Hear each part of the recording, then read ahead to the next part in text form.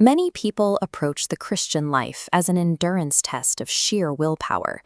This mindset assumes that spiritual success is the result of strict discipline and policing your own behavior through rigid rule following. The core flaw of this approach is its transactional foundation. When obedience is motivated by the desire to escape hell or gain a reward in heaven, the entire spiritual life is built upon self-interest. This fear-based living leaves people secretly exhausted. You might appear strong on the outside, while internally crumbling, barely white-knuckling your way through the requirements of your faith. Correct behavior on the outside rarely indicates a transformation on the inside. Because these methods cannot reach our underlying motives, human willpower remains an illusion. Most of us desire a more sustainable spiritual energy that flows from within, rather than something we have to manufacture through effort. This page from the text itemizes exactly where we lack this internal capacity. We see the need for inner strength to resist temptation, to obey the law, to share our faith, and to forgive those who offend us. Superficial religious experiences fail to generate this kind of strength. To be effective, the solution must reach past our outward actions and influence the motive level of our inner person. Changing these underlying motives requires a completely different power source than the human will. The Apostle Paul proposed a radical alternative in his letter to the Ephesians. He didn't pray for his followers to have better discipline. He prayed for them to be strengthened with might in their inner man. This follows a mechanical logic. Just as water requires a riverbed to travel, or blood requires veins to reach the body's organs, God's love operates through a specific delivery system. The ultimate destination for this divine power is the inmost human heart, the seat of our motivations. To bridge the gap to the heart, this power utilizes a specific channel of access, the perceptive faculties of the human mind. This interaction follows a logical, cognitive pathway.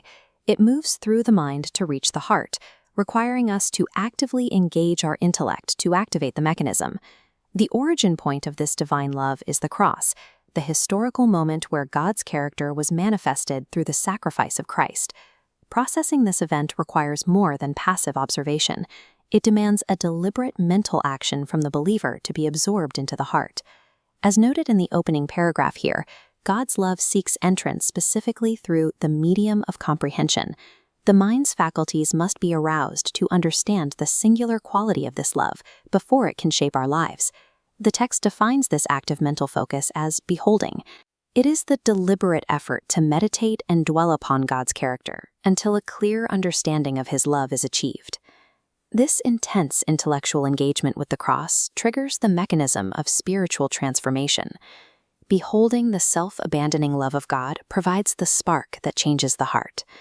When the mind successfully comprehends this love, it initiates a rapid chain reaction throughout the inner person.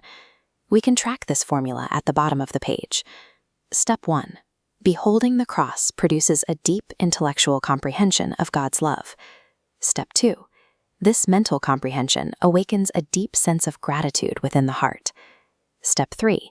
This gratitude naturally creates a responsive, reciprocal love back toward God. Step 4. This responsive love results in a willingness to eagerly obey God's will. This systematic process rewires our core motivations. By replacing self-interest with responsive love, it executes a true motive-cleansing miracle. God does not rely on compulsory measures to force obedience.